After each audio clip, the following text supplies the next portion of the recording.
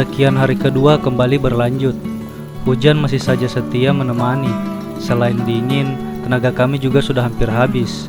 Terlihat dari langkah kaki kami yang kian melambat. Setelah melewati jalur yang dari tadi vertikal menurun, kami akhirnya tiba di titik ini. Kemudian kami dihadapkan lagi dengan tanjakan dan jurang bekas longsor di sisi kiri hingga sampai ke pos 8.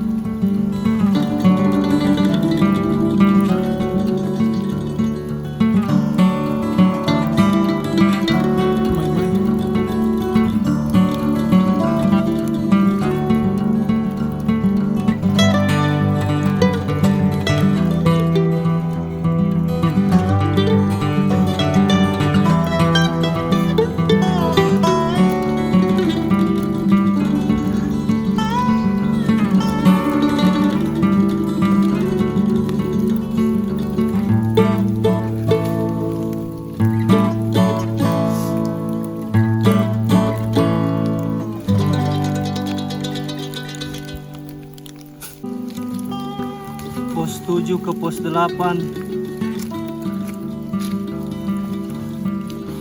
Begini Pak. Aduh. Naik turun. Tapi tetap semangat. Yuk, pos 8 yuk. Yuk. Boker juga Pak. Kau juga tadi? Iya. Boker. Oke, gas. Hutan lumut guys.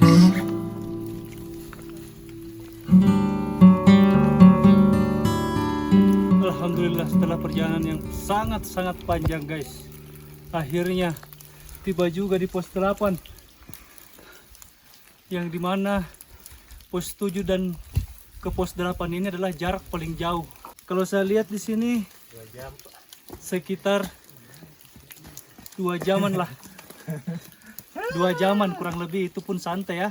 Soalnya kita ini santai karena bawa kerel semua berempat. Cuacanya juga sudah mulai reda, kabut sudah mulai turun. Harapan saya adalah mudah-mudahan di puncak saya bisa melihat lautan awan. Seperti itu, terima kasih.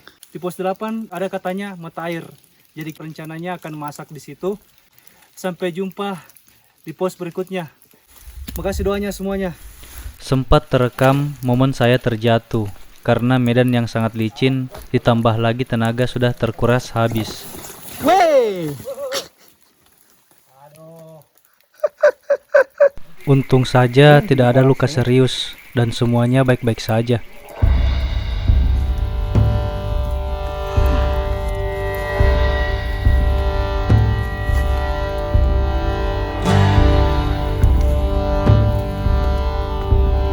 Baik, jadi di sini airnya sangat melimpah. Di sini kita bisa mandi, masak dan lain-lain. Mau berenang juga bisa di situ kalau mau berenang. Nah, sekarang kita mau istirahat dulu ya. Jadi ini makan siang sekaligus makan pagi terapel guys. Jujur, saya hampir saja terkena hipotermia akibat kedinginan karena baju yang basah. Yasir kemudian meminjamkan sarung agar saya tetap hangat. Setelah masakan jadi, kami kemudian makan bersama.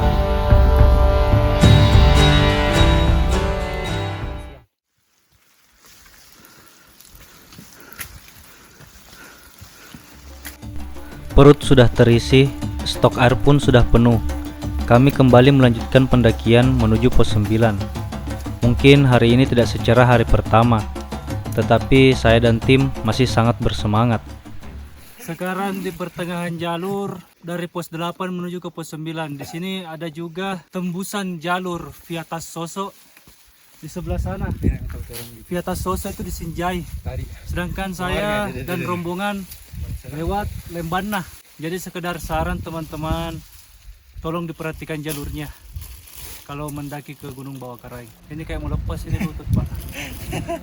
Setelah melewati persimpangan jalur, hujan semakin deras hingga tiba di pos 9. Saya tidak sempat mengambil beberapa gambar. Tidak lama dari percabangan jalur, kita akhirnya tiba di pos 9. Dari pos 8 ke pos 9 kurang lebih 40 menit ya guys ya. Itu agak lama karena menanjak terus. Pos 9 ke 10 juga kayaknya menanjak terus. Oke? Nanti kita ketemu di pos 10. Terima kasih, mudah-mudahan cerah. Hujannya reda. Tak berlama-lama di pos 9, lagi dan lagi Ardi sang pawang sumber air langsung terjun kembali mengisi stok air Ini guys. untuk persediaan selama di area camp atau pos 10.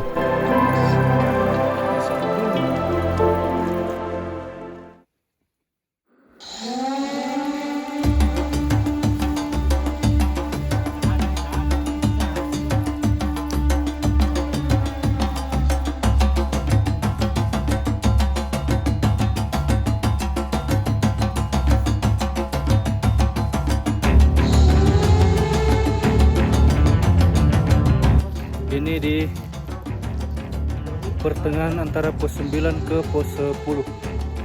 Jalurnya bebatuan, susah. Kita bergerak cepat, batunya licin. Oke, mantap. Bagaimana Pak Sul? Aman? Oke, siap.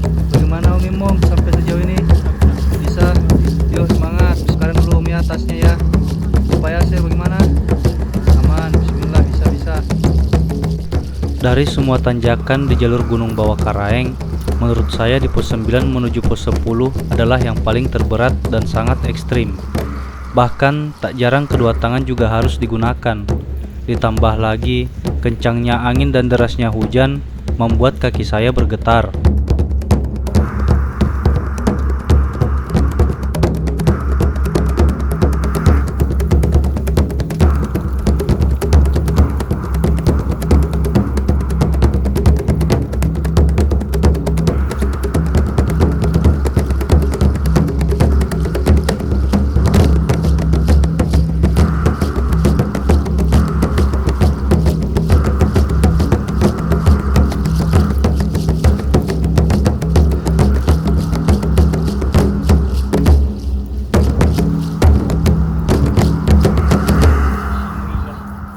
Sampai juga di pos 10, pos terakhir kita untuk ngecamp.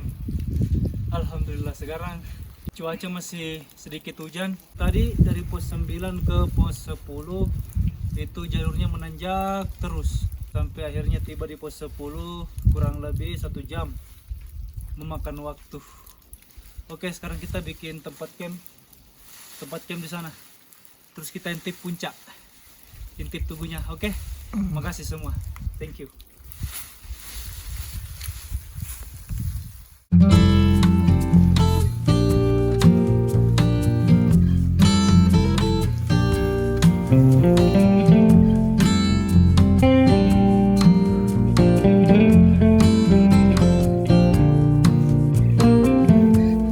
Tenda sudah jadi.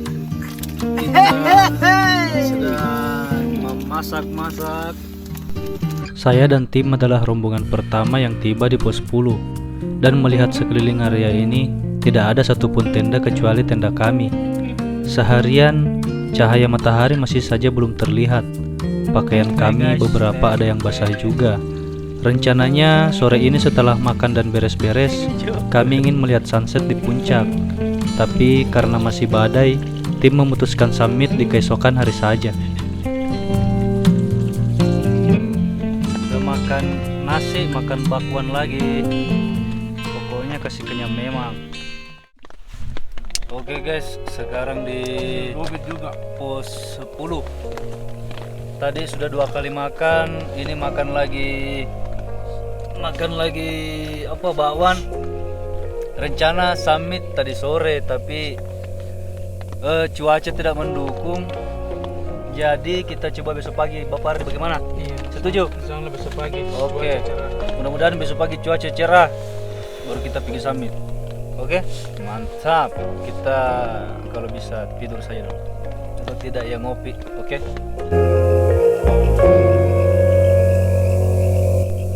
Kondisi malam hari di pos 10 sangat dingin. Apalagi hujan masih awet. Suhunya mencapai 8 derajat. Untuk keluar tenda saja, saya pikir-pikir dulu. Akhirnya, kami ngopi sambil mengobrol di dalam tenda saja, dan berharap besok pagi akan cerah. Selamat pagi. Begini kondisi di pos 10. Kita mau jalan ke puncak dulu, siapa tahu ada matahari terbuka. Yuk, bismillah. Puncak. Pagi ini saya akan summit sendirian ke puncak Gunung Bawah Karaeng karena 3 kawan saya masih ingin beristirahat katanya. Jarak puncaknya pun tidak terlalu jauh dari tenda kami dan saya pun bergegas melangkahkan kaki.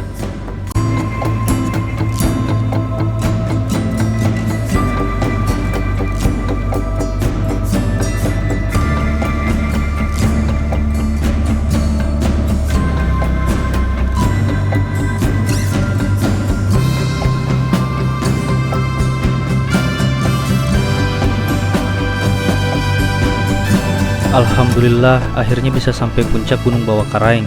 Tetapi Yasir yang sudah berada di puncak duluan sempat bilang bahwa cuacanya tidak akan bagus hari ini. Tapi saya tetap yakin dan ingin menunggu sedikit lagi.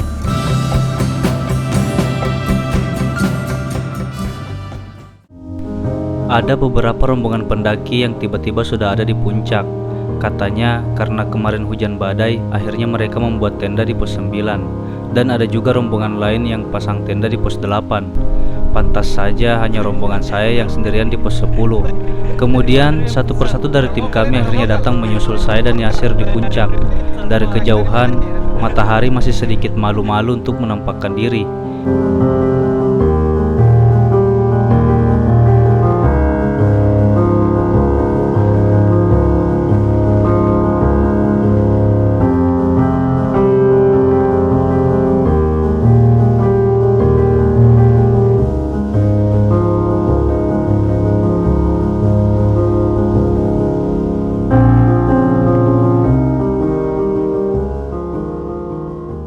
Sempat timbul rasa kecewa dan ingin segera turun karena cuaca berkabut. Tetapi kurang lebih 1 jam penantian saya di puncak akhirnya terbayar juga. Kabut yang tadinya tebal kini menghilang dan matahari mulai berani menampakkan diri, serta lautan awan yang terbentang luas di depan mata begitu sangat cantik.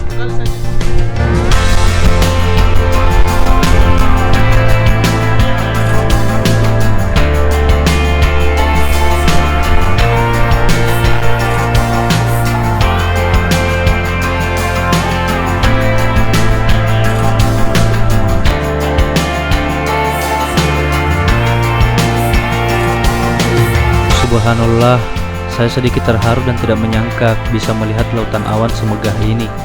Perjuangan kami akhirnya berbuah manis. Pendakian yang membuat fisik dan mental hancur di hari pertama hingga dihadapkan dengan cuaca buruk di hari kedua, saya dan tim pada akhirnya bisa menginjakkan kaki di puncak Gunung Bawah Karaeng.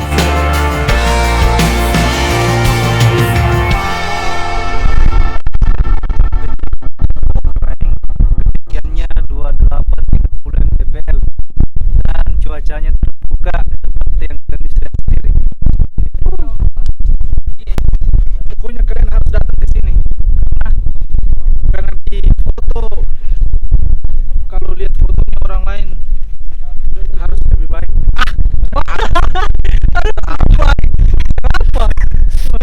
Foto tidak begitu bagus, tidak terlalu bagus. Ya, harus lihat langsung ya. Mata kepala sendiri. Ya. Dan satu, kalau ini sudah turun tanpa sekali bisa dibuka.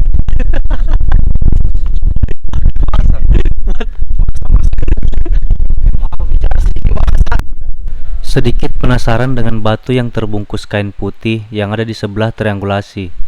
Menurut cerita, di situ adalah tempat untuk melakukan ritual. Salah satunya adalah Haji Bawah Karaeng bagi beberapa warga lokal yang meyakini.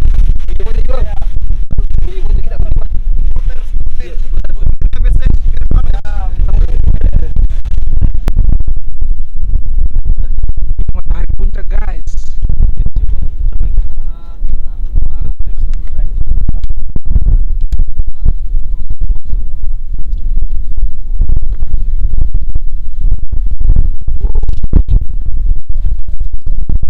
Oke, asik. Nanti kita turun menjemur dulu.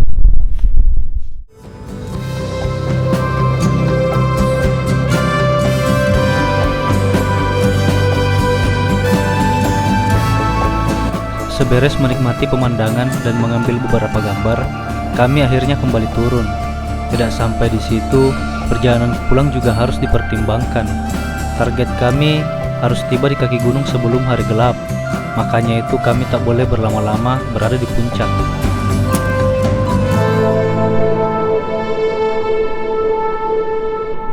Sesampainya di tenda, beberapa dari kami ada yang memasak untuk sarapan pagi hingga menjemur pakaian dan perlengkapan yang basah.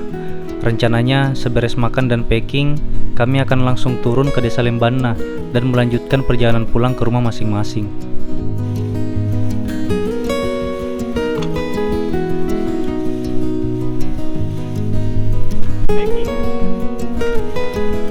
Kering sekali, wis, keringan langsung.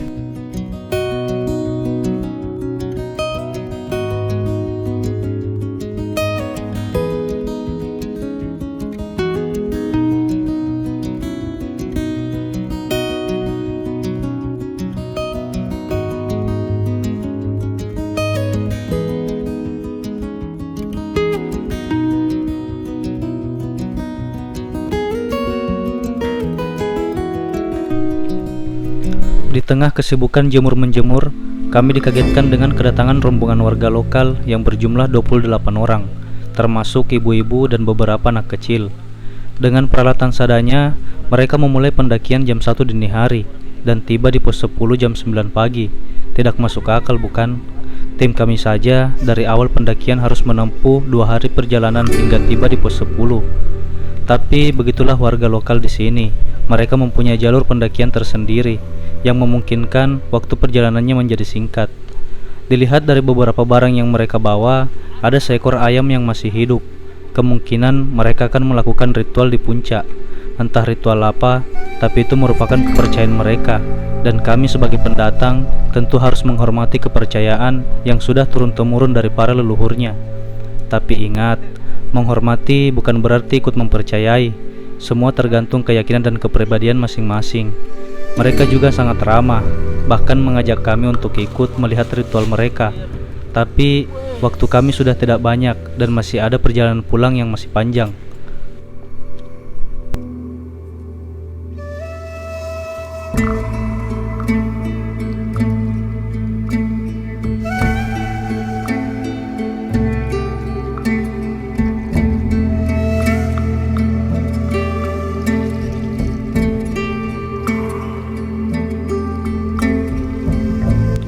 Menu sarapan pagi ini adalah yang spesial dan juga sisa logistik berat kami yang terakhir. Sisanya mungkin hanya beberapa makanan ringan untuk bekal di jalan pulang. Seberes makan, kami kemudian packing kembali. Barang yang tadi basah hampir semuanya sudah kering. Tak lupa juga berdoa sebelum berjalan pulang agar kami selamat sampai di tujuan. Siap semuanya, Om? Siap ya? Yuk pulang, yuk bismillah, pulang yuk bismillah. Yuk berdoa dulu, Pak. Assalamualaikum warahmatullahi wabarakatuh. Waalaikumsalam warahmatullahi wabarakatuh. Alhamdulillah pada hari ini kita telah mencapai tujuan kita, yaitu untuk sampai di puncak dan mendapat bonus yang luar biasa. Alhamdulillah. Ya, kali ini kita menuju untuk pulang. Semoga perjalanan pulang kita diberi kelancaran. Amin. Tidak kurang satu apapun, kita diberikan kekuatan untuk sampai di tempat parkir dan pulang ke rumah masing-masing. Amin. Ya, untuk cepat mari kita berdoa. Menurut kepercayaan masing-masing, doa dimulai.